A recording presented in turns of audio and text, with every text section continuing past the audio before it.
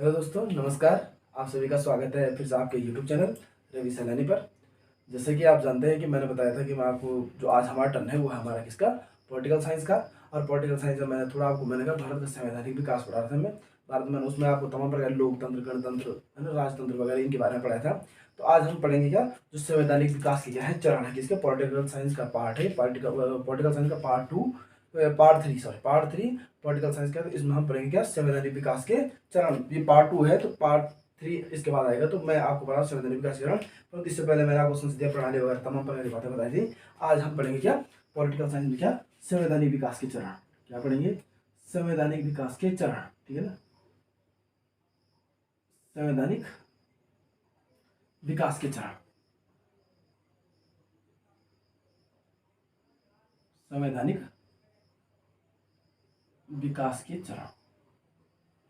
ठीक, अब संवैधानिक विकास के चरण मतलब जो आपका संवैधानिक विकास हुआ है, आप जानते हैं कि 1600 ईस्वी में आपकी आई थी, ईस्ट इंडिया कंपनी आई थी।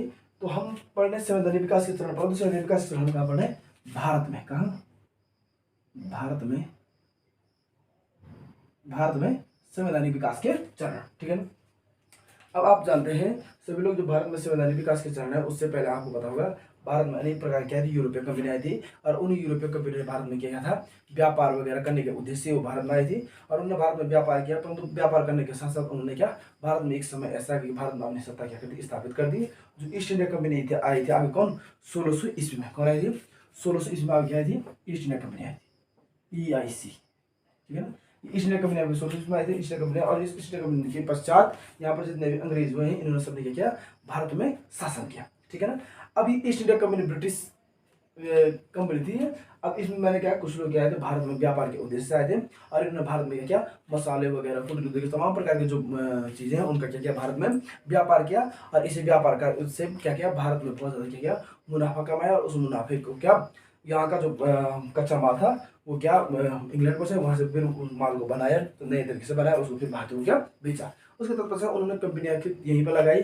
और उन कंपनियों में भारत का जितना भी कच्चा माल था उसको तैयार किया। उस कच्चे माल को तैयार करने के पश्चात फिर भारतीयों को बेचा।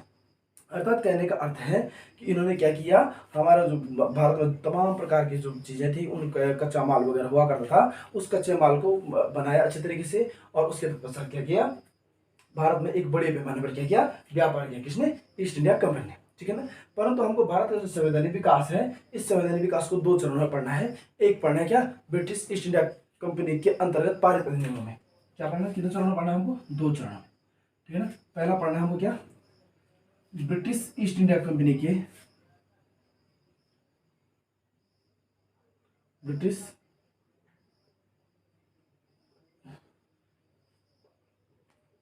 British east India east India company के अंतर्गत पारित अधिनियम, ब्रिटिश ईस्ट इंडिया कंपनी के अंतर्गत पारित अधिनियम, ब्रिटिश ईस्ट इंडिया कंपनी के अंतर्गत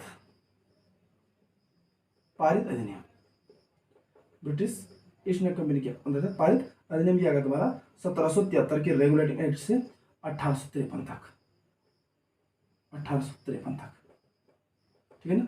या मतलब पहले बार हम पढ़ेंगे 1773 की रेगुलेटिंग एक्ट से 1853 तक। और दूसरा पढ़ेंगे हम आपका कब, ब्रिटिश क्राउन के अंतर्गत। किसके अंतर्गत, ब्रिटिश क्राउन, किसके अंतर्गत, ब्रिटिश क्राउन के अंतर्गत, ठीक है ना, ब्रिटिश क्राउन, ब्रिटिश क्राउन के अंतर्गत पारित अधिनियम, ब्रिटिश क्राउन के अंतर्गत पारित अधिनियम, ठीक है ना। अरे आपको बता 1858 से, ठीक है ना, 1858 से सीधा हम इसको लास्ट तक मान सकते 1947 तक। कब तक, 1947 तक, ठीक। ये तो ईस्ट इंडिया कंपनी के अंतर्गत मतलब 1773 से लेकर 1853 तक ईस्ट इंडिया कंपनी के अंतर्गत पारित अधिनियम है, जो ईस्ट इंडिया कंपनी के अंतर्गत पारित अधिनियम थे। और उसके तत्पश्चात मैंने कहा ब्रिटिश क्राउन, ब्रिटिश ताज जो था उसके अधीन जो जितने भी क्या पारित अधिनियम है, इनके बारे में हम क्या करेंगे, पढ़ेंगे। तो आपका जो पहला चरण होता है आपका, वो होता है क्या, ब्रिटिश ईस्ट इंडिया कंपनी के अंतर्गत पारित अधिनियम। और इन अधिनियमों में सबसे पहला जो अधिनियम आता है आपका, वो आता है कौन सा, 1773 का रेगुलेटिंग एक्ट, ठीक है। ब्रिटिश ईस्ट इंडिया कंपनी के अंतर्गत पारित अधिनियम। मैंने कहा हम जो तुम्हारा भारत संवैधानिक विकास हुआ, ये 2 भागों में बांट के, एक बांट के ईस्ट इंडिया कंपनी के अंतर्गत, जो ईस्ट इंडिया कंपनी के अंतर्गत जो अधिनियम पारित हुए थे कितने 1773 से लेकर 1853 तक, और एक ब्रिटिश क्राउन मतलब जो ताज का शासन था उसके अंतर्गत जो अधिनियम पारित हुए थे भारत में 1858 से 1947 तक। तो पहले हम 1773 से लेकर 1853 तक पहुंचेंगे, उसके पश्चात 1858 से लेकर 1947 तक आएंगे। तो फर्स्ट हम पढ़ेंगे कौन सा, 1773 का रेगुलेटिंग एक्ट, ठीक है ना, 1773 का रेगुलेटिंग एक्ट, ठीक है। अब आप सभी लोग जानते होंगे जो आपका 1773 का रेगुलेटिंग एक्ट था, 1773 का रेगुलेटिंग एक्ट था, ये एक्ट क्यों आया था भारत में? इस एक्ट का मुख्य उद्देश्य था जो ब्रिटिश ईस्ट इंडिया कंपनी थी, ब्रिटिश संसद द्वारा इसको क्या करना, नियंत्रित करना। इसका मुख्य उद्देश्य क्या था? ब्रिटिश ईस्ट इंडिया कंपनी द्वारा, ब्रिटिश संसद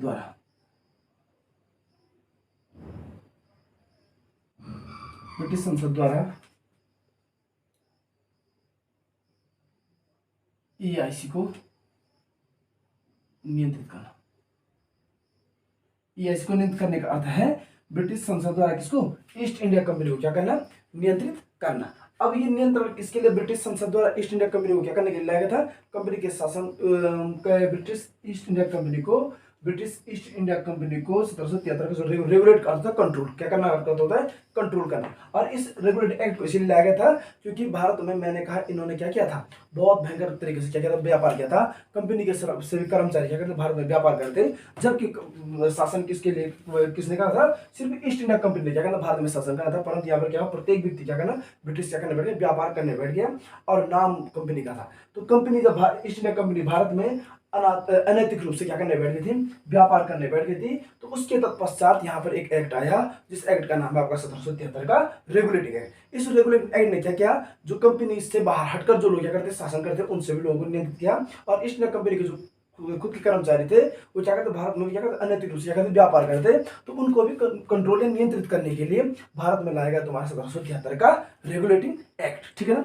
अब इस एक्ट की सबसे बड़ी खूबी यह है कि कंपनी के शासन हेतु पहली बार भारत में क्या, एक लिखित संविधान क्या हुआ था, प्रस्तुत हुआ था। कंपनी के शासन हेतु, कंपनी के शासन हेतु भारत में पहली बार एक लिखित संविधान,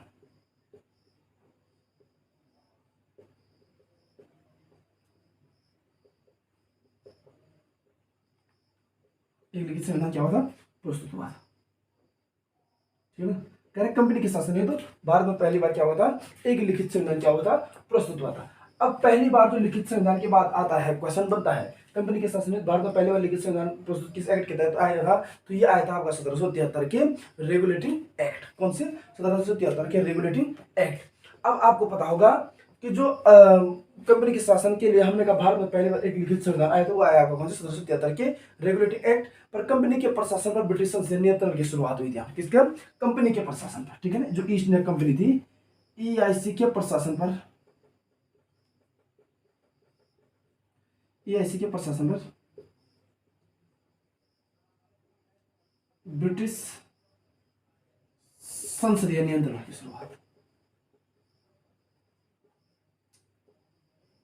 ईआईसी के प्रशासन पर ब्रिटिश संसदीय नियंत्रण की शुरुआत। मतलब अब ईआईसी को कंट्रोल किया गया किसके?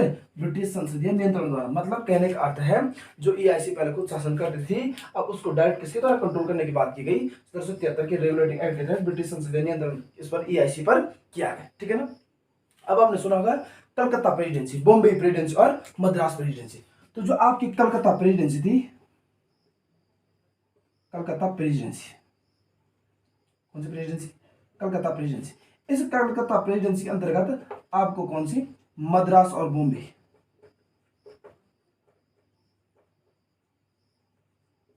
मद्रास और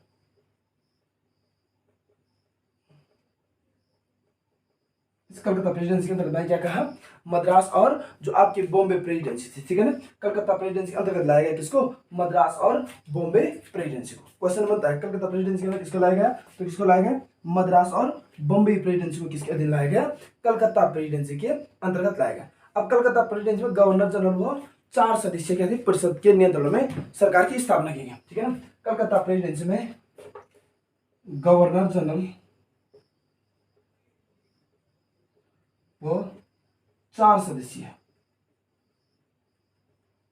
क्वेश्चन आता है कल का प्रेसिडेंट में क्या, गवर्नर जनरल व 4 सदस्य, क्या गवर्नर जनरल व 4 सदस्यीय परिषद के नियंत्रण में क्या सरकार की स्थापना। 4 सदस्यीय परिषद के नियंत्रण में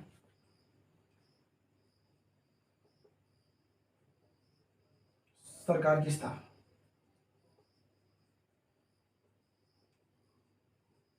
ठीक है ना।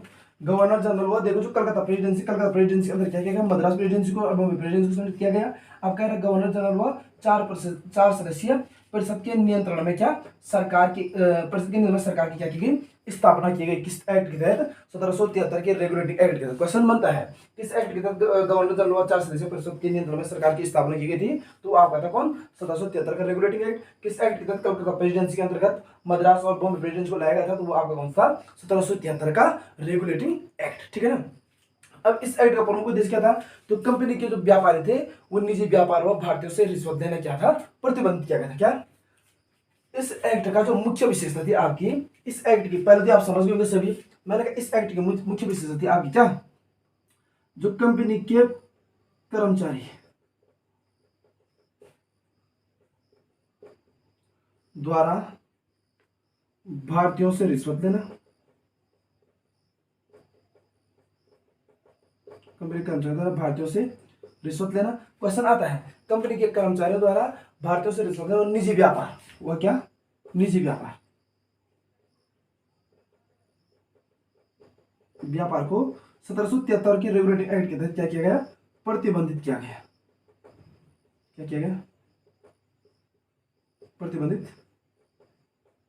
क्वेश्चन आता है किस एक्ट के तहत कंपनी के कर्मचारियों को निजी व्यापार व भारतीयों से रिश्वत लेने के लिए प्रतिबंध किया गया, तो वो है आपका कौन, 1773 का रेगुलेटिंग एक्ट। और ये रेगुलेटिंग एक्ट वास्तव में जो ईस्ट इंडिया कंपनी के प्रशासन है उसको नियंत्रित करने के लिए लाया गया था, क्योंकि मैंने कहा भारत में कंपनी के कर्मचारियों द्वारा भारतीयों से अनावश्यक रिश्वत और अनावश्यक रूप से क्या किया जाता था, व्यापार किया जाता। जबकि व्यापार करने का अधिकार सिर्फ किसको था, ईस्ट इंडिया कंपनी को था। इस बात की शिकायत जब ब्रिटिश संसद में, तो ब्रिटिश संसद ने इनको नियंत्रित करने के लिए एक एक्ट लाई, जिस एक्ट का नाम है आपका 1773 का रेगुलेटिंग एक्ट। ठीक है ना।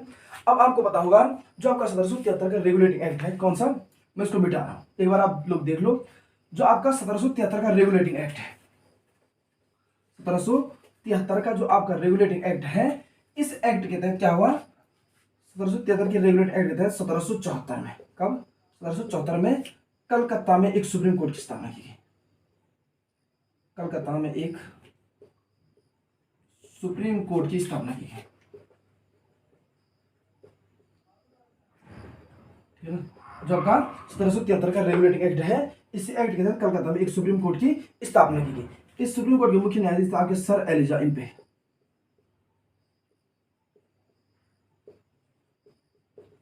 मुख्य। ठीक, और अन्य थे तुम्हारे कौन, लिमेस्टर, चैम्बर्स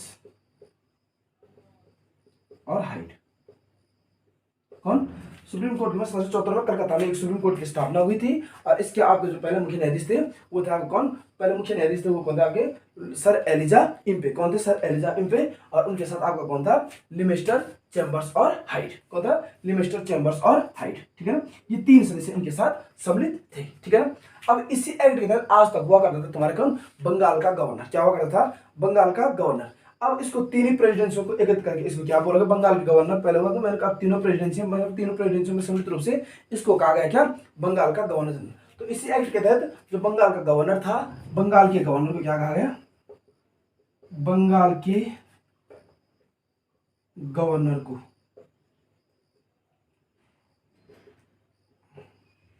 बंगाल का गवर्नर जनरल बोला गया। बंगाल के गवर्नर को बंगाल का क्या बोला गया, गवर्नर जनरल बोला गया। किस एक्ट के तहत बंगाल के गवर्नर को बंगाल गवर्नर जनरल बोला गया, तो बंगाल के गवर्नर को बंगाल गवर्नर बोला गया। किस एक्ट के तहत, 1773 के रेगुलेट एक्ट के तहत। और बंगाल का जो पहला गवर्नर जनरल बना प्रथम, वो बना आपका वारेन हेस्टिंग्स।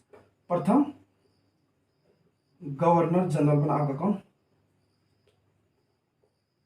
प्रथम गवर्नर जनरल बना आपका वारेन हेस्टिंग्स। कौन बना,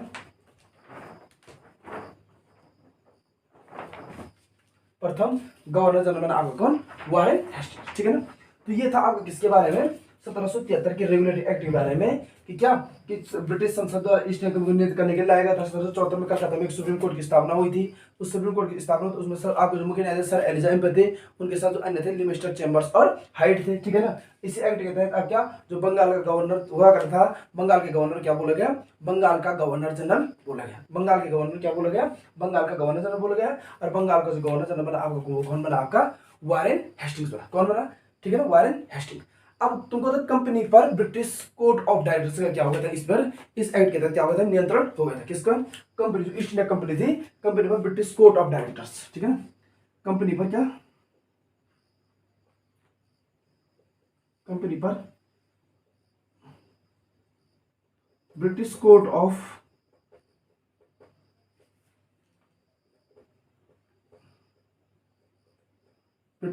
डायरेक्टर्स, कंपनी पर ब्रिटिश कोर्ट ऑफ डायरेक्टर्स का क्या हो गया था? नियंत्रण हो गया था। किस एक्ट के तहत? कंपनी पर ब्रिटिश कोर्ट ऑफ डायरेक्टर्स का नियंत्रण हो गया था। किसके? गवर्निंग बॉडी का कंपनी पर ब्रिटिश कोर्ट ऑफ डायरेक्टर्स का नियंत्रण हुआ तुम्हारा कौन? 1773 के रेगुलेटिंग एक्ट के तहत। ठीक है ना। अब इसमें कंपनी पर ब्रिटिश कोर्ट ऑफ डायरेक्टर्स का अर्थ है भारत में राजस्व व सैन्य मामलों की जानकारी किसको देना है? ब्रिटिश सरकार को। भारत में राजस्व व सैन्य मामलों की जानकारी, भारत में राजस्व व सैन्य मामलों की जानकारी किसको देनी है? ब्रिटिश संसद को।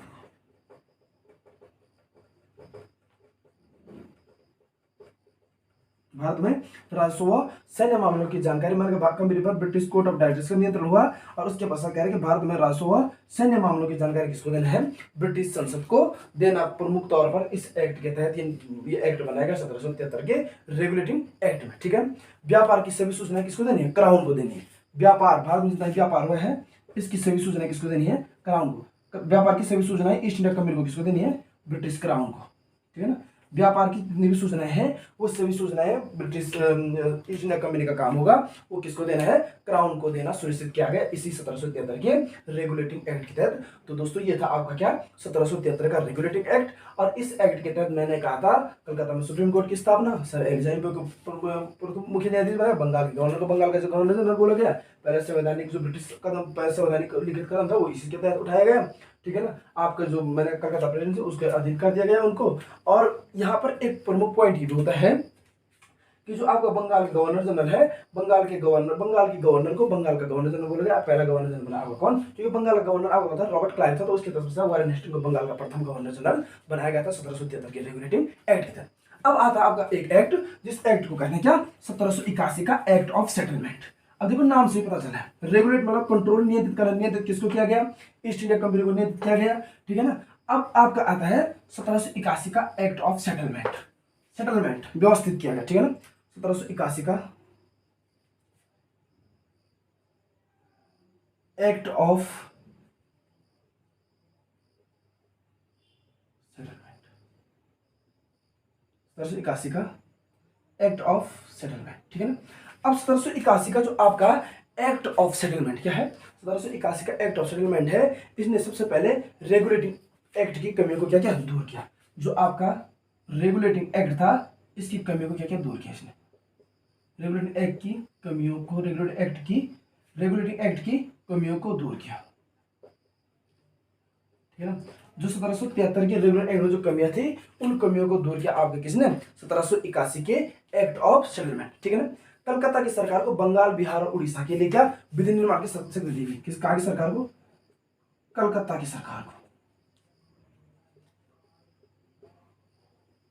कलकत्ता की सरकार को कहा? बंगाल, बिहार और उड़ीसा। कलकत्ता की सरकार को बंगाल, बिहार और उड़ीसा। कलकत्ता की सरकार को कह रहे हैं बंगाल, बिहार और उड़ीसा में क्या विधि निर्माण क्या दी गई? शक्ति दी गई, मतलब कानून बना सकती है, विधि निर्माण की शक्ति दी गई।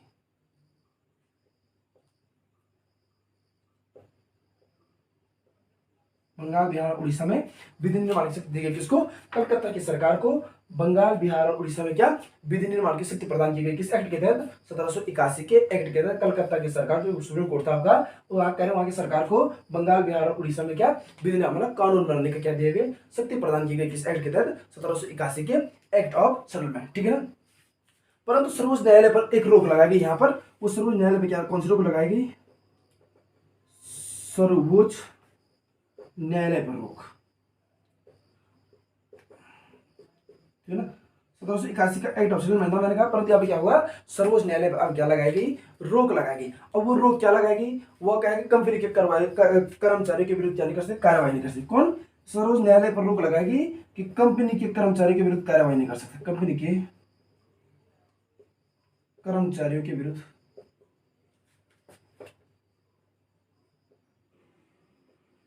कार्यवाही नहीं कर सकते, ठीक है ना। कंपनी के कर्मचारी के विरुद्ध कार्रवाई किस पर लगाई गई? रोक। सर्वोच्च न्यायालय पर रोक लगाई, तो आपको मैंने 1774 में सुप्रीम कोर्ट की स्थापना हुई थी, उस पर रोक लगाई। कंपनी के कर्मचारी के विरुद्ध आप क्या नहीं कर सकते हैं? कार्रवाई नहीं कर सकते हैं। अब कार्रवाई किस कारण से नहीं कर सकते? कह रहे हैं शासकीय रूप से किया गया कार्य सर्वोच्च न्यायालय के कार्यक्षेत्र से बाहर होगा। मतलब शासकीय रूप से जो कंपनी के कर्मचारियों द्वारा जो काम किसके रूप से किया गया होगा? शासकीय रूप से, शासकीय रूप से किया गया कार्य सर्वोच्च न्यायालय के सुप्रीम कोर्ट के कार्यक्षेत्र से बाहर, सुप्रीम कोर्ट के कार्यक्षेत्र से बाहर, ठीक है ना। कह रहा है कि शासकीय मतलब जो सरकारी रूप से जो कार्य उन्होंने किया होगा कर्मचारियों द्वारा, अगर ऐसा कोई कार्य किया जाता है तो उस पर कंपनी क्या नहीं कर सकती, उनके विरुद्ध कार्यवाही नहीं कर सकती है। इसमें ये नियम आया तुम्हारा 1781 के एक्ट ऑफ सेटलमेंट में। सर्वोच्च न्यायालय पर रोक लगाई गई कि कंपनी कर्मचारी के विरुद्ध क्या कार्रवाई नहीं कर सकता है। अब कार्रवाई नहीं करेगा, परंतु कार्रवाई किस तरीके से नहीं करेगा? अगर कंपनी के कर्मचारियों द्वारा कोई काम क्या शासकीय रूप से किया गया हो, तो शासकीय रूप से किया गया कार्य पर सुप्रीम कोर्ट का क्या है, उन पर किसी प्रकार का रोक लगाने का क्या नहीं होगा, अधिकार नहीं होगा, ठीक है ना। मतलब यहाँ पर जो ब्रिटिशों को थी, ब्रिटिशों को पूरी पावर थी, अगर कोई कार्य वो शासकीय रूप से करते हैं तो वो वहां पर कलकत्ता जो क्या कलकत्ता की सरकार थी, विधि निर्माण की जिसको क्या मिली, कानून बनाने की शक्ति मिली थी, वो क्या कंपनी के कर्मचारियों पर क्या नहीं कर सकता है, शासकीय रूप से क्या किसी प्रकार का रोक टोक नहीं लगा सकता है, ठीक है ना। परंतु कार्य कैसा होना चाहिए? शासकीय रूप से होना चाहिए, ठीक है ना। ये था तुम्हारे किसके विरुद्ध? 1781 के एक्ट ऑफ सेटलमेंट के तहत, ठीक है ना। अब आपको पता होगा न्यायालय अपनी आज्ञाएं और कानून बनाते समय क्या भारत के सामाजिक, आर्थिक और धार्मिक रीति रिवाजों का क्या ध्यान रखिएगा, ठीक है ना। अगर मानव न्यायालय 1774 में कलकत्ता सुप्रीम कोर्ट बना है, अगर ये न्यायालय क्या करता है, अपना कानून बनाता है, कोई अध्यादेश जारी करता है, कानून बनाता है भारतीय नागरिकों के संबंध में कुछ भी हो, ठीक है ना, तो भारत का जो भारत न्यायालय जो कानून बनाएगा, उस कानून के तहत क्या होगा, वो भारत के सामाजिक धार्मिक रीति रिवाजों को क्या रखेगा, सम्मान करेगा और उनका क्या रखेगा, ध्यान रखेगा, ठीक है ना। अगर न्यायालय द्वारा माना कि फॉर एग्जाम्पल के लिए कोई कानून बनाया जाता है, न्यायालय द्वारा क्या बनाया जाता है, कोई कानून बनाया जाता है, तो वो भारतीय रीति रिवाजों,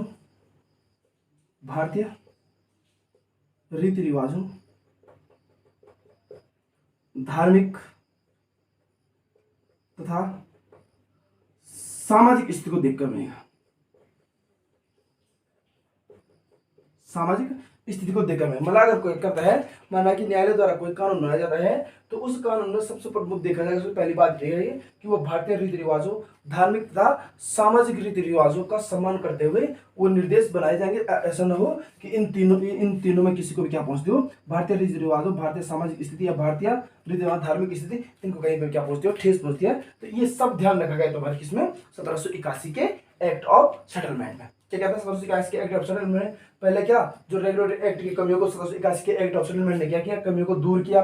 कलकत्ता की सरकार को बंगाल, बिहार और उड़ीसा में विधि बनाने की क्या मिल गई, शक्ति। मतलब विधि मतलब कानून, विधि मतलब क्या है, कानून बनाने की क्या मिल गई, शक्ति मिल गई, कानून बनाने की शक्ति मिली। अब जब कानून बनाने की शक्ति मिली तो कह रहे कि सर्वोच्च न्यायालय पर क्या लगाएगी, रोक लगाएगी। रोक क्या लगाएगी कि कंपनी के कर्मचारी के विरुद्ध क्या नहीं कर सकता है, सर्वोच्च न्यायालय कार्रवाई नहीं कर सकता है, परंतु शर्त एक है कि कंपनी के कर्मचारी द्वारा क्या, अगर शासकीय रूप से सुप्रीम कोर्ट के शासकीय रूप से कोई कार्य किया गया हो और शासकीय रूप से कोई कार्य किया गया और कंपनी क्या चाहती है, उस पर सर्वोच्च न्यायालय उस पर रोक लगाना चाहता है, तो वो सर्वोच्च न्यायालय क्या होगा, कार्यक्षेत्र से क्या होगा, बाहर होगा। परंतु कार्य कैसा होना चाहिए, शासकीय रूप से किया होना चाहिए, ठीक है ना।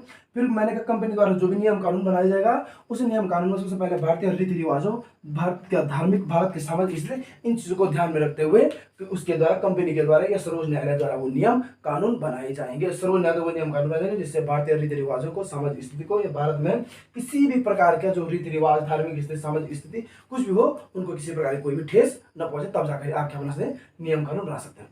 तो दोस्तों आज के लिए इतना काफ़ी है, क्योंकि मैं बता रहा हूँ समय की बहुत कमी है मेरे पास, और मैं क्या कर रहा हूँ, कम समय, मतलब अपने आप को इस समय के लिए क्या कर रहा हूँ, तैयार कर रहा हूँ, इसलिए मेरी वीडियो क्या प्रॉपर एक समय पर नहीं आ पा रही है।